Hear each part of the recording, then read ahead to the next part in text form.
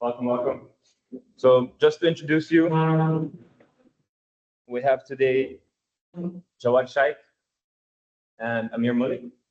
Jawad is part of the AUSoMA board. He's the CEO, and he wanted to, of course, introduce himself and make sure that everyone gets their answers to all their questions. Of course, there will be a Q&A, but if you feel like the need to interrupt me, please go ahead. It's just a casual workshop.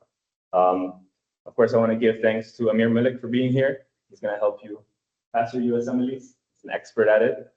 And we have Dr. Calvo. Thank you so much for being here. Dr. Bout, thank you so much for being here. And Mr. Kanan, who's also part of the board. My name is Amir.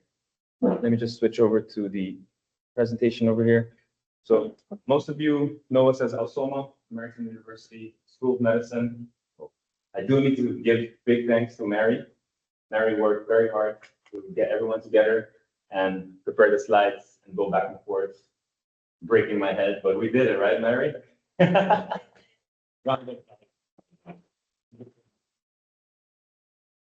So real quick, guys, AUSoMA, American University School of Medicine. Just to give you an overview of the timeline. In reality, I want Jawad to give this slide because he's been with us for quite some time. We started all together in 2018. So Jawad, if you can take this slide and then I can continue over with the rest. Sure. Thanks, Amir. You guys can hear me okay? Yeah. All right, perfect. No, appreciate the time. Glad you guys were able to join us. And thanks, Amir, for just kind of inviting me in just to do a little bit of a quick introduction. My name is Jawad Sheikh. I am the president, CEO, and one of the co-founders of the school. I did want to kind of share a little bit about our history and kind of where we are. We are a new school. There's a lot of new things that are happening. There's a lot of things that we still need to improve on, but want to at least kind of give you guys a little bit of a brief history of kind of where we started. We started our program in 2018, and at that time we had started with just 4 students. And then in 2019 is when we got recognized by the World Directory of Medical Schools, ECFMG, and United States Medical Licensing Exam Board, right? So that happened in 2019, and we're still in good standing and strong with those recognitions right now. But just like everybody else in 2020 and so on, we've got hit with COVID. So a lot of things that we were planning to do were slowed down a little bit. We had to go do some hybrid situations, but we really kind of pushed through those 2 or 3 years to really kind of focus on getting our foundation straight, right? That we, basic sciences, just kind of operationals, admissions, and then a little bit on clinical sciences as well too. The biggest accomplishment probably during that time period was really the campus and the facility that you're sitting in now. If you haven't toured it already, hopefully I think you guys will get a tour after this as well too, so you can kind of see the facility with obviously the student areas and everything else we had. Then last year, 2024 was our big pivotal year. We had our first graduating class. We had 5 students that graduated. 4 of them applied for match. The 5th one is actually the son of a physician who doesn't want to practice medicine. He already has a job working at another healthcare profession.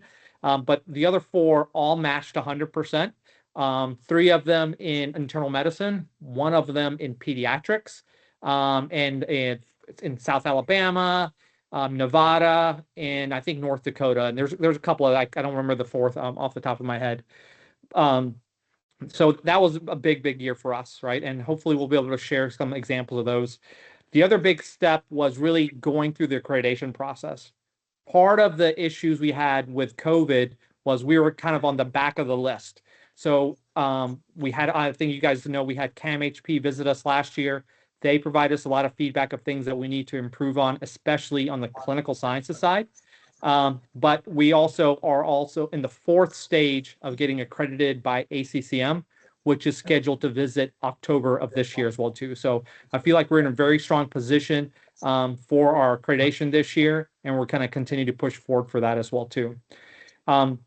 One of the things that came out of this process is that we are a fairly new school. A lot of our students have been in the basic sciences mode and now are transitioning to clinical sciences. So just to kind of give you a general idea, about a year or year and a half ago, the number of students that we had in clinical sciences was like in the single digits. It was like less than 10, like, 5 or 6 students were in clinical sciences. Now we're about 20 or so are in clinical sciences, and we've got about another almost 50 behind them, right? So that pipeline of those students are shifting now from the basic sciences, and then a lot of them are working with Dr. Mullick, who you're going to talk to in a second, and getting ready to pass their step 1 exams, and now they're going to be moving into clinical sciences. So our goal, or our focus for 2025 is really to strengthen and mature our clinical sciences program. We already have clinical rotations partnerships with Piedmont Healthcare Center here in Atlanta. We're expanding those to more. Well, I know we have some in Houston, in Chicago, in Florida, but that's really the focus for 2025 is to expand that going forward. And one of the ways we're doing that is we just established a physician advisory board. We had our first member actually on the island last week. He did a guest lecture, a presentation last week, so that to our students there. And we're going to be doing kind of more of that going forward as well too.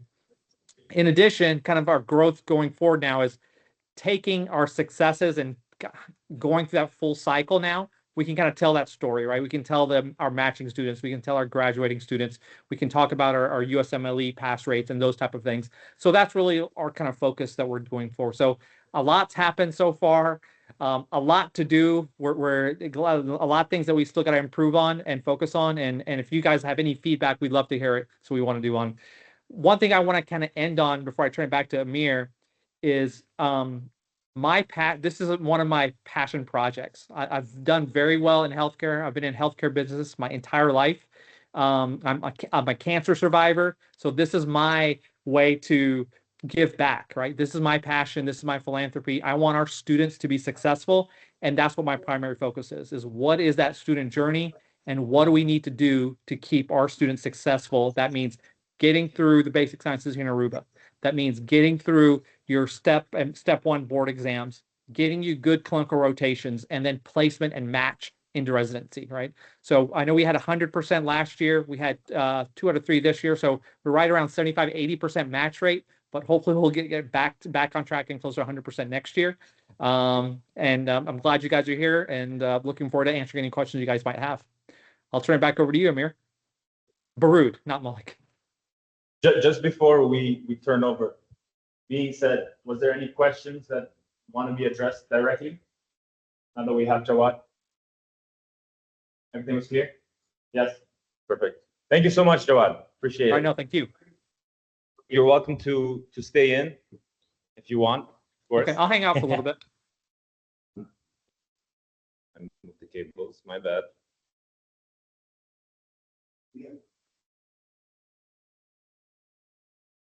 You guys can still hear me? Yes.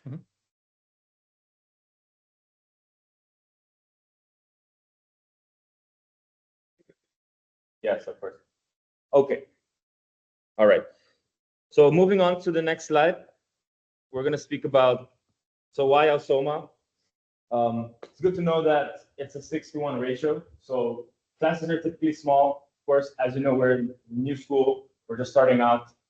We do have a lot of experience back behind with all the professors. Dr. Bhatt and Dr. Kawa will tell you more about how the learning environment is, what type of support are offered, the facility benefits, and so on and so forth. When in terms of AUSoMA, right? So it's important that you understand that we're really highly focused on the student journey, starting from pre-med, of course, starting from the transferring of the credits, understanding where you are at the moment, and leveling up and continuing on to your journey without having to repeat anything that is not detrimental for you. It's important to know that the USMLE is something very important to us. Of course, the CBSEs, preliminaries are very important before moving on and having access to that. And last but not least, having access to renowned clinical rotations, so hospitals affiliated with us in the US. As you know, Jawad is currently in the Atlanta office. We have affiliated most of the hospitals in the US. We have different offices around the world helping out and supporting students with any of their needs during their journey as well. Other than that, we're gonna get into the loan programs, the different payment plans, and the scholarships that are available. Just to run through the different accreditation bodies, perhaps you're mostly familiar with them. Of course, match, very important, because what's the whole point, right? You're learning to get matched and then to move on to become a real practicing doctor. Other than that, perhaps you're familiar with ESFMG. Of course, we're legally chartered to operate a medical university here on the island. Would you like to say something regarding that, Pops? Great support. Excellent. Other than that, of course, you know, the FAMER and the World Directory of Medical Schools were also listed on that. So our program, everyone starts off, you're starting fresh, you're starting off with the pre-med, which is a journey of 16 months, which I should have done a long time ago, and I will be a practicing doctor and make my parents proud, right? But we'll get there, I promise. We can still be 40 years old, right? And become a doctor. Other than that, I mean, you can move on to basic sciences, guys. If everything goes well during the first 4 semesters, you're moving on to the longer journey, which is 20 months. And then I believe personally, the most exciting part is the clinical rotations, where you finally take in all the theory and put it into practice. I've been having conversations with a recent student of ours that, you know, success story, transferring student as well in Aruba. And, you know, I have really good relationship with her. We've been going back and forth. How's your experience so far? Everything very positive. Perhaps you guys don't even know her. I'll introduce you to her later on. Just to go through the curriculum, perhaps you're familiar with it. The curriculum is going through the 11 key organ systems, of course, in preparation for the USMLE. Seems like everything is about this USMLE, for you to be able to be practicing within the US according to the protocol, and to be recognized as well as a doctor.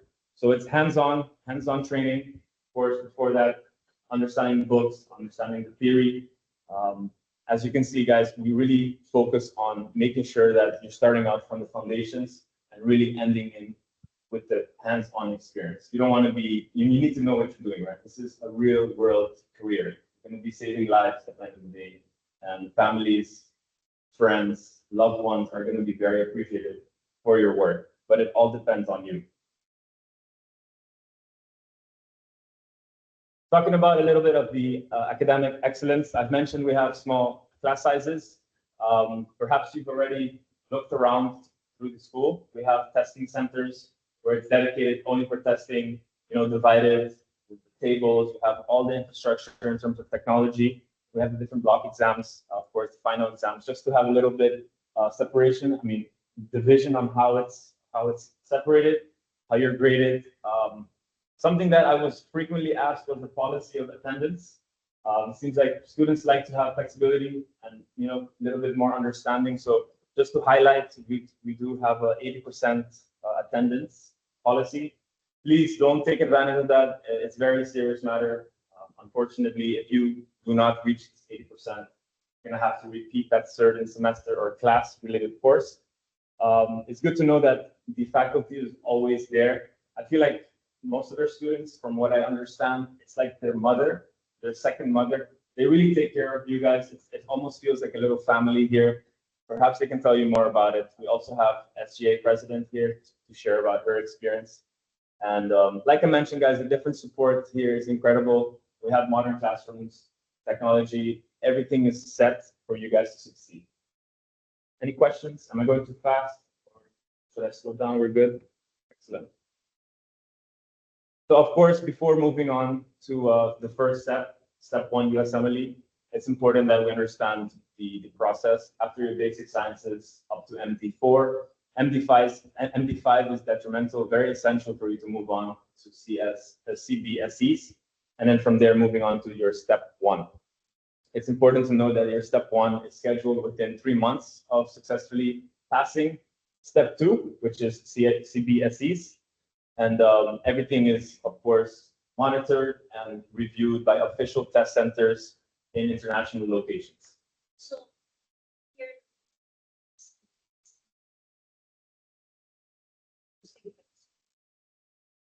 Could you repeat that one more time? Yeah, we are half of the metrics center here in Aruba. That has been approved and Yes, reviewed. it's not right.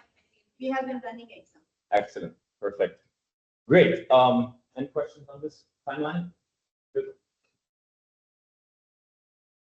Amir, you're up. My buddy Amir. So Amir is going to give you guys a little bit of an insight on USMLEs.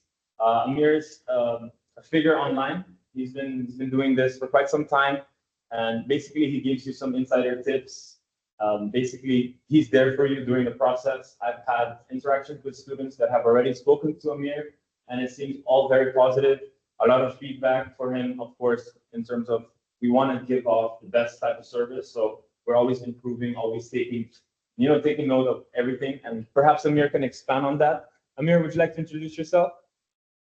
All right, perfect. Thank you so much, Amir. And hi, everyone. My name is Amir Malik. It's a pleasure to be here, and thank you for making time to attend this. So I was hired just a month ago, and being here, basically, I get to do what initially brought me into medicine. I've always been very passionate about teaching. And back in 2018, when I was studying for my own steps, coming out of a small Caribbean medical university, I was basically making videos with some of my other partners I was studying with, and it would be like little lectures for each of us to kind of talk about topics with each other. And they gave me the idea to put it on YouTube, and I started making different lectures after that on my channel USMLE Live, and it just continued blowing up from there. So from all the way back then to now, when I applied a month ago, right before the match came out, I got hired. Jawad liked, everything I had to talk about, all the stuff I presented to him about what I can provide to AUSoMA students. And then I got the title of Director of Student Success. And thankfully, when match day came, I actually matched also. So, it would have been really awkward if I didn't. Being Director of Student Success, it just wouldn't look right.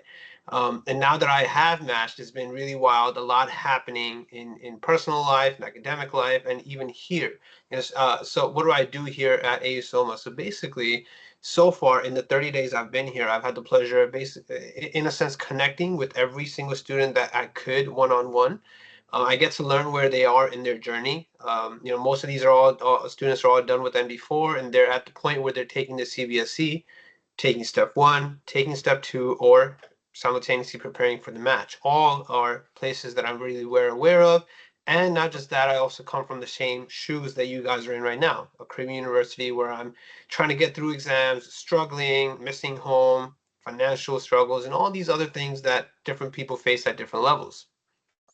Working with them, I've been able to provide them not just lectures, but really good, deep insights on how to successfully prepare. We all have those moments where we kind of end up just spending too much money on repeatedly taking CBSE or utilizing the wrong resources for step 1. And then, these days, a lot more students are failing step 1 because it became pass fail. So no one's really aiming for like a 260 or something. They're just like, hey, I just need to pass. And simultaneously, more people are also failing step 2 because they passed step 1 with like the bare minimum, and that's going to reflect on step 2. The good news from that is that a lot of schools aren't really using step 1 and step 2 fail as a filter anymore. So I also provide a lot of match readiness advice. For example, let's say all of you guys were taking step 2 soon and you're going to be applying for match in September. We'd be working together right now individually on one-on-one 30-minute sessions throughout different days to kind of map out exactly what you're going to do, right? Sending out emails, curating your personal statement, working on your CV to make it look better, because every little detail matters.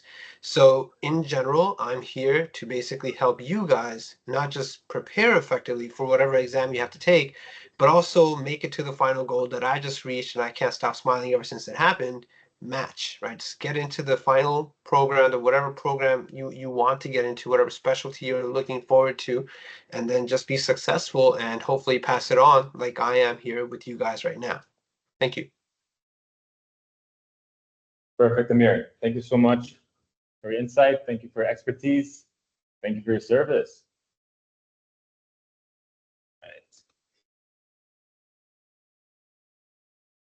All right. So, of course, we spoke about the testing center. We spoke about matching. From what Jawad said, carrying on, I mean, like you said, we are a new school. We just started off.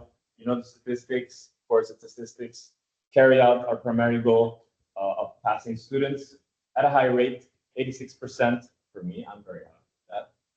In terms of match, we're so far 100% match in clinical rotations. And I will introduce you Salia, which gives you a little bit behind the scenes. Salia actually was a transfer student from Xavier. Does anyone recognize her? Oh, all right, perfect. I will play this video for you. And welcome to a day in the life of a medical student in clinical rotations. First and foremost, we are going to get coffee. I stopped by this really cute place and got their honey oat latte. This is so good, and look how cute this place is. Then we pulled up to the hospital, my favorite place, and there was a helicopter. So of course I panicked because I couldn't get to my parking spot, but it's fine. We found one. Now I'm just heading in to review my notes and get ready for rounds. That's me. Okay, cute. I actually look like I've been awake for a while. I didn't just swing out of bed at 6 a.m. Guys, if you're not a morning person, don't worry because you will become one. The thought of not getting honors in your rotation should scare you enough to the point where you wake up. If that's not happening, scare yourself more. Had to get a cup of coffee before rounds. We actually saw some pretty interesting cases today. I love going on rounds. I don't care what anybody says. Stop trolling me. You know who you are. If you want a good scrub set, I recommend the ones I have on. They're from Amazon. Type in scrubs in the comments and I will literally send you the link. I wasn't able to record everything, you guys, but after rounds, I just had lecture covering renal topics. I went over patient charts with my attending and did a lot of UWorld. And after that, it was time to head on home. After getting home, I just took a shower, changed my fit, say hello to Moochie, I love him, and then headed out for the day to study. I love sitting outside to study when the weather is nice, and that day it really was. Anyways, I hope you guys enjoyed it. Perfect, guys. Yeah, well, for sure. That gives you a little bit of an insight on the daily. She told me that she's not really allowed to film in the hospital because, you know, nurses, everyone's looking. You can't really be filming patients, but she did us a favor. And this was the moment we found out. I got my score this freaking morning. The number you have dialed is not available at present. Please leave your message after the beep. Yeah, trendsetter, whoa, league of my own, it don't get better. No, read what I wrote, I'm a bestseller. Yeah, reach for my goals, hit it dead center, hit it dead center. Bullseye, hit it the most, there's no misses. Something like fish in a barrel, it's no different. Blindfold on me, I still got the most vision. Trendsetter told them before, but they don't listen. Better, bring a better bad because I'm bigger, better. Solo, single, selling several shows at every single second. Peter Piper, pick the pack of pickle peppers. Kinda came across the competition, hope they get the message. Look, living it fast, getting my M in the bag. I never go slow, thinking no crash, end up a thing in the past. They know I won't though. Big fish catching me, they gon' need a bigger boat. Ironic how the world stops when I spin the globe. Perfect. So that gives you a little bit of an insight.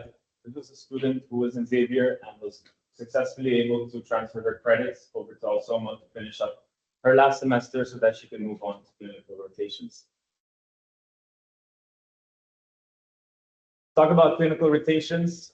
These are the different, just a few of them. She's over in Houston at the moment. So the clinical rotations at reputable ACGME approved hospitals.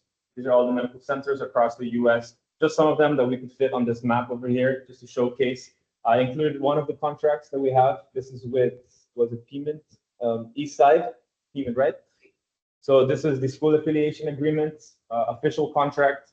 Of course, I didn't want to bore you with all the blah, blah, but this is an official screenshot that we have from AUSoMA that we'll be updating, of course, on the website, since I see that a lot of people like to have that on the website.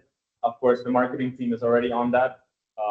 Just to have, you know, clear transparency, we just wanted to include that in the slide for you, ensuring that high quality clinical rotations are happening live.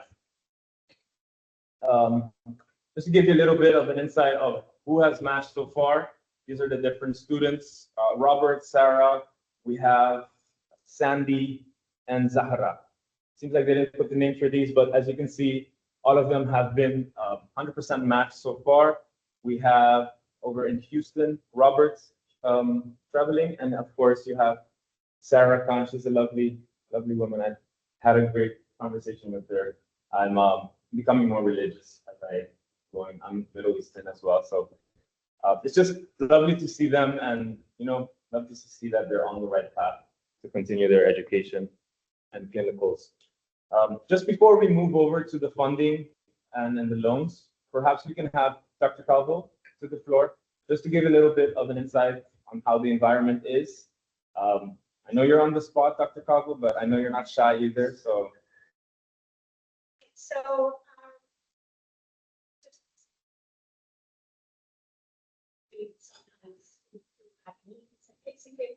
but we'll never like, shut it down or anything like that. We'll like try to get to you as soon as we can, right? What else? You tell me what you want to ask and then I can, like, there's so much that I can like tell you about it. Where the exams come from, with the, like the school graded exams will have MPMs, and I think everyone knows that, so talk about how they are put together. Yes. Question. Don't be shy, guys. Since I was put on the spot, and I'm putting you on the spot. Any questions? Like, like one of the advantages at least that you have for me is that I still remember, one of my most beautiful times in my life has been medical school, right? So I do know the struggles that you go through, right? I do know what it is to consider switching universities and, like all that. So what questions, what are you looking for? And then like sincerely, I'm straight up, she can tell you that I'm a very straight up person. Like I don't,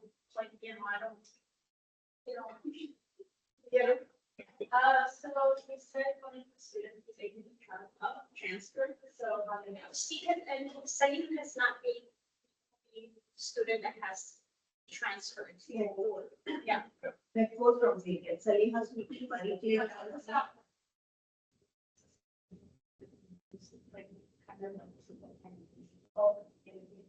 Yes. We have a slide on that, but I guess we can skip right to it, and you can take that, Dr. Bhatt. So transfer was now, I was teaching in Xavier, so I know the system in Xavier. And now they have changed it. I'm aware of that also. Now in everyone you have the fundamental concept, which includes nutrition and metabolism. We have made a note of it. So anyone transferring to us, let's say from MD1, okay, you will go to MD2 because we are aware that the fundamental concepts is the same as our FPDS. Yes. Now when you come to MD2, you will not do nutrition and metabolism because we are aware you have already done it. But you will still need to do MSK and skin and MSK, which is our MD1. Okay, so we will try to bridge it for you because MSK comes after here. If you take MD2 neuro, MSK comes, the MSK of MD1 comes after the neuro of MD2. So we try to bridge it for you so that you can finish both in the same semester because you don't have to do nutrition. So wherever it's possible, we try to help you. Where it's not possible, you will need to do an extra semester. But wherever possible, we try to help. If systems overlap, then we cannot help you. So there you will need to do extra semester. I hope that answers the question. Was that what you're looking for?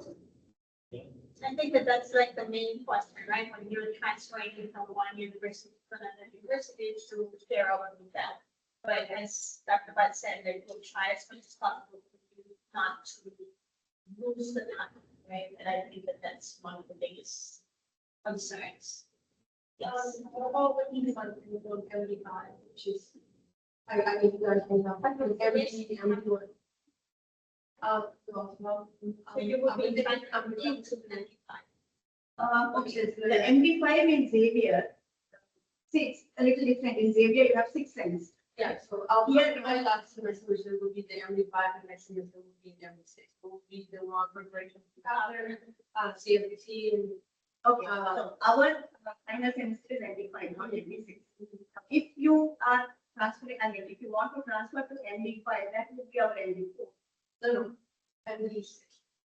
You want to finish in MD5, right? You are So finishing the question MD5. would be like, how would you guys able to, because I know you don't have any style, but I don't know how the process really works towards the CBSE or how does it work? Okay, Like let's that say would be big. Let's say you have finished MD1 to MD5. Okay, so you straight away come to our MD5, which is equivalent to the MD6. Okay, now in MD5, which is various MD6, you will not have the subject-based NDME that you have there. There you have every subject with NDME, and you have to do a captain final. We don't have that. It's all over internal exam. Initially, we had an NDME entry exam and an NDME exit exam, which was the MD5 final.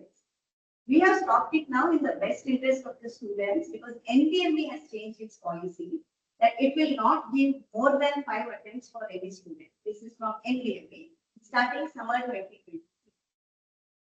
Okay, so and for that reason, we are not giving NDME in MD5 so that we save 2 attempts for it. That's why we are doing internal exam, which is mainly Amherst questions and UL questions, which we put together and customize our own exams. So it will be internal. It will not be. Oh, how do you know that you're going to be ready? You still have to do the NDME CBSE to be able to take steps. So you still have like one. That filter is there. So you have 3 attempts. 3 attempts of CBSE after passing MD. So I would mean to say that you don't have the NDME by this. It's not a criteria for passing your MD. So MD5 are internal exams from person to person, right? I'll take it from Aruba, you will first aid, whatever you want, even though precise or any question. Okay, that's right. So you pass MD5. Yeah. Okay. So you take out people about 6 once 1 point, 2 people last time, right? And well during the MD5 and for your NDME, but you will only get the green light to take your NDME once you do MD5. You complete MD5, you take your NDME CBSE exam, right? You pass that, go ahead. And many students that have finished MD5 and scheduling their NDME exam like within a month and passing. Did you answer your questions? Yeah. Understand? I go down this. So I'll have to people have everything. Well, everything is internal, but you still here to see it. First, you have to pass them. But first, you have to pass them. To get it to the night too. Yeah, so you can have like, yes, that would be your like Kaplan. Exactly. Okay. Any other question? Next question. You have the experts right here. Yes, I think you want to ask some questions. The 2 of you will bring some this Time, you know. No? So actually, yeah. So like you guys don't take MVP. For the MD5 final exam, there is no Kaplan or anything. I mean, like one to 4 is what MVP, and you guys just take like how similar are the advanced exams comparison to MVP? How different? We try to keep it as similar as possible because we take a lot of Amherst questions. Now we have a policy that at least 20% of the questions in each block exam should be from them, whether block exam or final exam. Is there like a reason you don't take the PPs? Like, is it are there like you said, there's like 5 you can't take? You mean like Jen? USMLE question based. So Like not Jen- taking MD, saying how do we expect to take the Yeah, result? yeah. Like, yes. How I equipped to take, yeah. So the questions we give in our internal exams, we try to match with what we ask in MDME and Step 1 through the most Okay. quality banks, like UL. Yeah, now students in Xavier also, when you prepare for your MDME systematic exam, UL is the most common source that you prepare, correct? Yeah. We take most of our questions from UL or Amherst. Then again, how many ways can you ask? No, I was wondering like. You know, like, how many ways can you ask places? Wait, You know, like 50 ways, like for Step 1. no, because So this is another thing, like each one of us professors, you know, it is written how you write for USMLE. It's like I was trained to write for Kaplan and I used to write for Kaplan QX and I used to write for Becker QX. Yes, question, so, So every single professor also knows how to write the questions that are equivalent to the same level as step one. I was wondering, like a lot of schools, like they emphasize, oh, we have that meeting for next year. So I'm like, it's the reason why we don't have. Subject exams. Like MD5. MD5, like we do on MBS, we have. like we have it, we have, yeah, we have Like for subjects. a school exam, and then we have, but you guys actually have. The block exams, system ending, it's the endemic class. Now see, NBME offers two types of exams. If it is subject, the shelf exams, then it is directly coming from them. But if it is systems, for example, real system, then what they do is they give what is called as CAS, customized assessment service. Okay, that's what Xavier is doing. In customized assessment service, what happens is NBME will send you a pool of questions from that system, and the chief proctor will make a question paper out of it and give you the exam. Now, for that class, you should have a minimum number of students. Otherwise, it doesn't work out. And that's the reason we are not yet having it. We have been working on it. Our NBME chief proctor is Dr. Abigail. She has been constantly looking at options like if policies change, if we have options for small student size, we are looking at. What's the numbers? Okay. Perfect. That turned into a lovely Q&A. Excellent. Well, we are finishing up the slides. I just wanted to give you a little bit of the housing and transportation service. We are offering fully equipped apartments. It's about a 5-minute walk from campus. Of course, fully equipped, meaning you can cook, make me lovely meals. I love food, guys, very traditional. Joking. Definitely air conditioning, high-speed internet, all furnished bedrooms, living area. It is a 1-bedroom studio suite apartment. There's a pool that you could use. This basically, we're gonna have it assigned for students. It's gonna be top and bottom floors. In this building, we'll have 10. And in the future, we'll see if we would like to do this long-term as well. This is managed primarily by myself. Of course, shuttle service, we do have our own minivan. If we need to expand, we will expand more minivans. Right, Jawad? Of course, reliable daily transportation. If you guys need to go to supermarkets, weekly runs, we're of course very available for that. We have dedicated drivers for all of that. Any questions for the housing? It's 1,500. It includes everything: the utilities, cleaning, month. So But it's 2,000.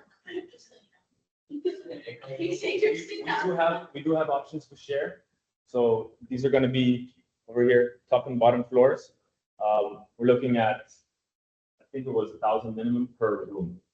So whereby you're sharing a kitchen, you have your own private bathroom as well. Okay. Is that all? Questions? Yeah, good, perfect. So we spoke about the transfer. This was actually the end. I wanted Dr. Bat to introduce herself in this slide, but I believe she gave you, just to give a little foundation on how it works in terms of transferring. Maybe that's important for you guys to know. If you were to make a decision, what is the usual protocol in terms of transferring? You apply like any other application process, okay? And then it comes to the committee. I am part of the committee. And in the committee, we look at, see, for us, MD1 is like fundamental concepts, skin, musculoskeletal. MD2 is neuro and nutrition. MD3 is respiratory, GI, and hematology. Your hematology, immunology goes to MD5 if I'm not mistaken. Yeah. So we are aware of that change. So all we do is, let's say something wants to transfer to our MD5, at least we have finished everything. So all we see is, have you completed all our systems? If you have completed, then we are executing. I have a question. So if I finish Reno, what do you guys have? MD4. So I would skip it to MD4, or how's that work? Well, happy to So 31. I Is that 91? So once you get, I think that once he gets to 24, he doesn't have to. If you're a fast trainer, you don't have to. But let's say that's the only system where we can give you transfer. For example, hypothetically, let's say we cannot give you transfer credits in any other system. Yeah, we give you the option, we can exempt you from it. But it's better you start clean slate because ECF allows only one transfer. Yeah, so for that, just for one system, show you as a transfer student is not in your end. So we recommend, and still if you insist you want to get exempted, we will exempt. Here, great. And last but not least, we have lovely Matthew, who can give you a little bit of an insight on student life, balance, activities. She's our SGA president.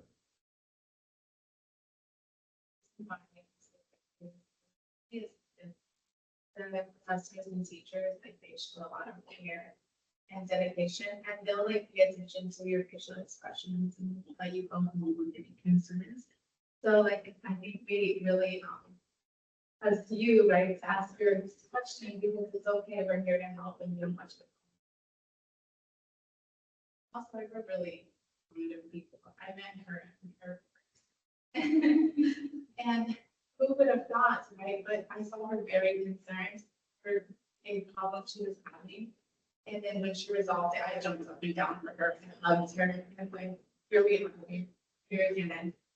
And also you, like, yes, you had a question and I would have your records looked at individually, like your transfer credits.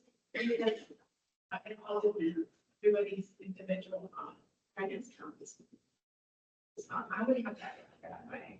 That's okay. We go transcript by transcript. We have a common policy, but because your systems and our systems are not in the same order, we do it transcript by transcript. Lastly, highlighted activities that we usually love to do. Yes, we like to do the bus tours for new students here in the environment.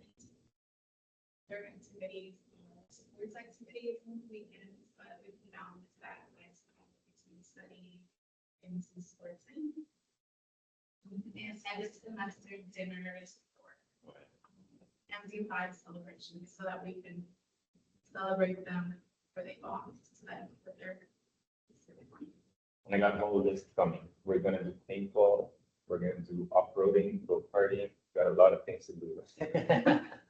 No, I like to jump in when it comes to activities, guys. We go out clubbing, we do a lot of things. Well, guys, it's been a pleasure. If you guys don't have any questions, this is the moment to Q&A. If you had questions for Jawad,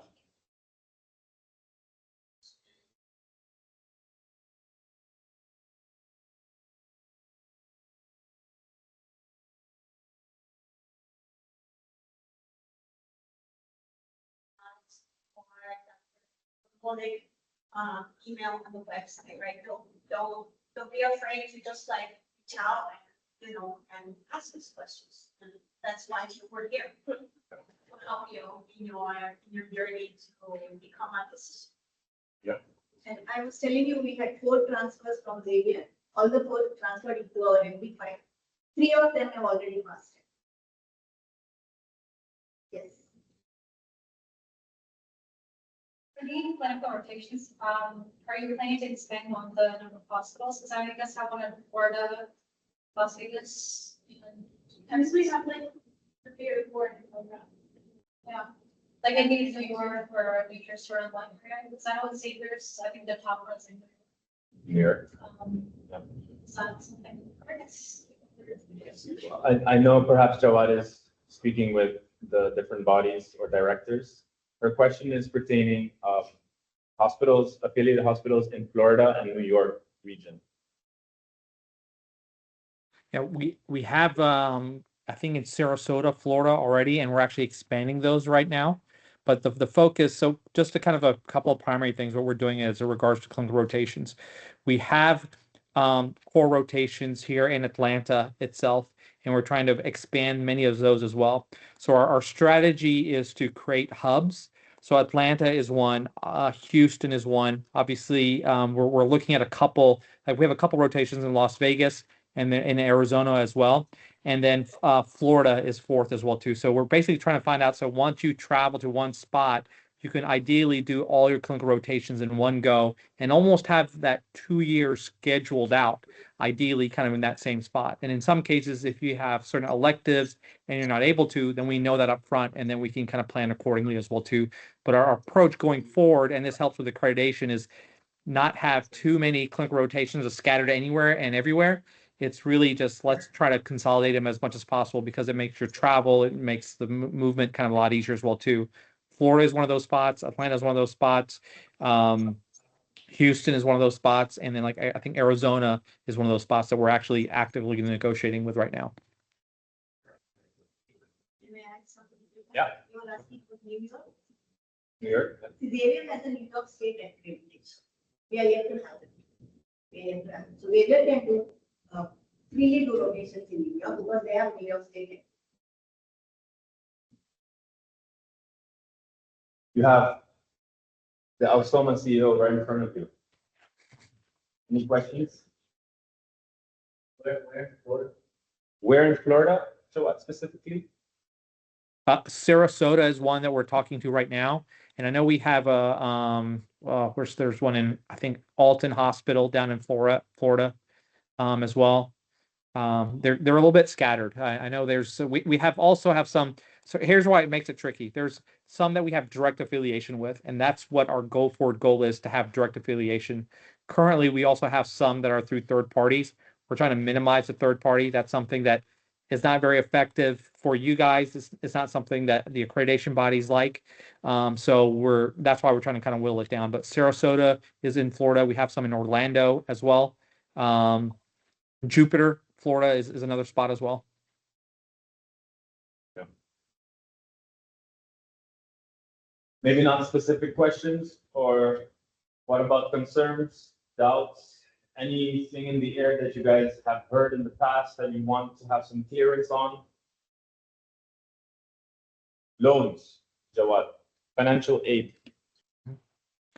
Yeah, and I think this is something, Amir mentioned this to me before the meeting as well too. So one of the things that's not clear on our website was, I know we just moved to a new website in January, and we are updating and changing things, but our loans are through a company called Zentify, and I think Zentify is something that even Xavier just started utilizing it again, or if they did before, and TFC Tuition. Those are the two that we have active agreements with that our student loans go through. And we're actually working with a couple of others that hopefully by summer of this, we'll be able to kind of announce and publish for more student loans that are available, particularly for clinical rotations. They're US-based loans only. We can't use them for the Aruba side, but we can when you get to the United States new clinical rotations. So a couple of those are coming as well.